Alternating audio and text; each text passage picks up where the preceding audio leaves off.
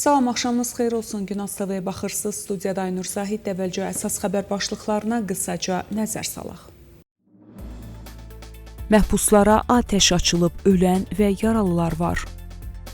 Deputat Tehranın nüvə silahlarının yayılmaması müqaviləsindən çıxmasını təklif edir. Ərak nüvə obyektləri sıradan çıxdı, agentlik təsdiqlədi. Hörmüzdən keçən gəmilər rüsum ödəməlidir, Brücerdidən açıqlama. Razılaşma olmazsa İranın həyati infrastrukturunu məhv edəcəm, Trumpdan açıqlama. İndi isə daha ətraflı. Sistan və Bəlucistan əyalətinin Çabahar şəhərinin həbsxanasında məhbuslara atəş açılıb. Bu barədə İnsan Haqları Təşkilatları məlumat yayıb.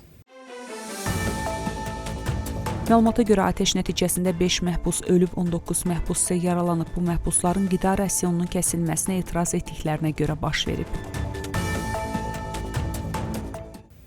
Davam edirik. İranın Xarici İşlər Nazirliyi bazar ertəsi bildirib ki, Rusiya və Çinin Amerika, İsrailin İrana qarşı hücumları ilə bağlı mövqeyi gələcək münasibətlərə təsir göstərəcək. Bu barədə Xarici İşlər Nazirliyinin sözçüsü İsmail Bəqai bildirib.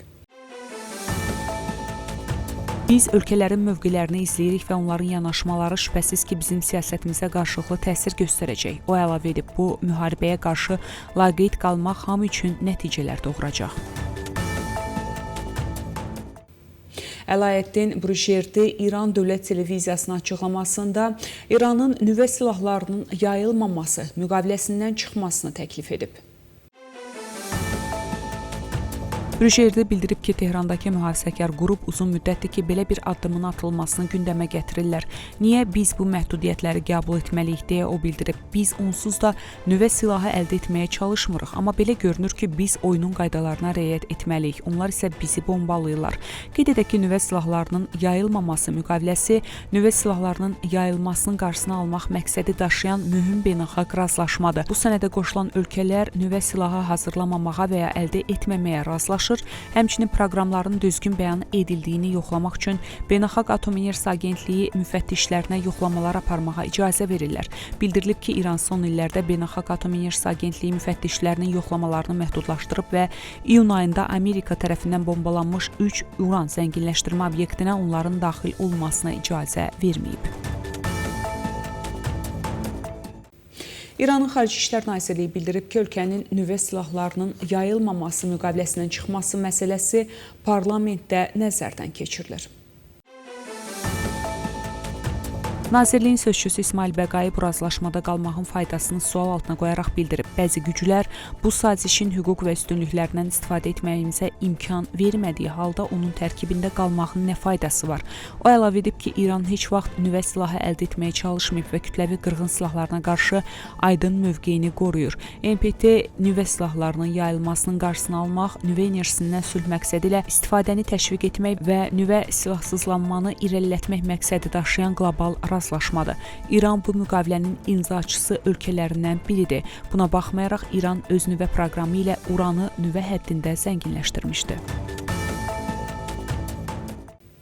Günaz TV Ərək yaxınlığında yerləşən Xəndab ağır su istehsalı müəssisəsinin ciddi zərər gördüyünü və artıq fəaliyyət göstərmədiyini açıqlayıb. Agentlik 29 mart 2026-cı il tarixində yaydığı bəyanatda bildirilib ki, müstəqil peyk görüntülərinin təhlili və texniki biliklər əsasında bu obyektin ciddi zərər gördüyü və fəaliyyət qabiliyyətinin itirdiyi təsdiqlənib. Bəyanatda qeyd olunub ki, İran rejiminin 27 mart tarixində hücuma məruz qaldığını bildirdiyi Xəndab ağır su zavodu artıq əməliyyat qabiliyyətinə malik deyil. Beynəlxalq Atom Enerjisi Agentliyi həmçinin vurğulayıb ki, bu obyekt daxilində bəyan edilmiş nüvə materialı olmayıb və buna görə də heç bir radioloji təhlükə mövcud deyil. Bu arada İsrail ordusu daha əvvəl bu obyektə edilən hücuma görə məsuliyyəti üzərinə götürərək onu nüvə silahı ilə əlaqəli materialların istehsalında əsas mərkəzlərdən biri kimi qiymətləndirmişdi. İran rejimi də bu obyektin 2 mərhələdə hava hücumuna məruz qaldığını bildirmiş, lakin hər hansı itki və ya radioaktiv sızma olmadığını iddia etmişdi. Xəndab obyektləri əvvəllər Ərak ağır su reaktoru kimi tanınan İranın nüvə proqramının həssas hissələrindən biri hesab olunur. Gəmilər Hörmüz boğazından keçmək üçün rüsum ödəməlidirlər. Bunu İran parlamentinin Milli Təhlükəsizlik və Xarici Siyasət Komissiyasının rəhbəri Əlaəddin Brücerdi deyib. Söhbət gəmilərin boğazdan keçməsi üçün ödəniş nəzərdə tutan yeni qanundan gedir, deyə Brücerdi bildirib. Onun sözlərinə görə İran parlamenti həmçinin nüvə silahlarının yayılmaması müqaviləsindən çıxmağı ciddi şəkildə nəzərdən keçirir. ABŞ prezidenti Donald Trump İranda zənginləşdirilmiş uran ehtiyatlarının çıxarılması üçün mümkün nəzərdən keçirir. Bu barədə The Wall Street Journal qəzeti məlumat yayıb. Məlumata görə belə bir əməliyyat həyata keçirilərsə, bu ABŞ quru qoşunlarının bir neçə günlük İrana daxil olmasını nəzərdə tutan mürəkkəb və riskli missiya olacaq. Qeyd olunur ki, Trump bu ideyaya ümumilikdə açıqdır, lakin Amerikalı hərbçilərin üzləşə biləcəyi riskləri araşdırır və hələlik yekun qərar verməyib.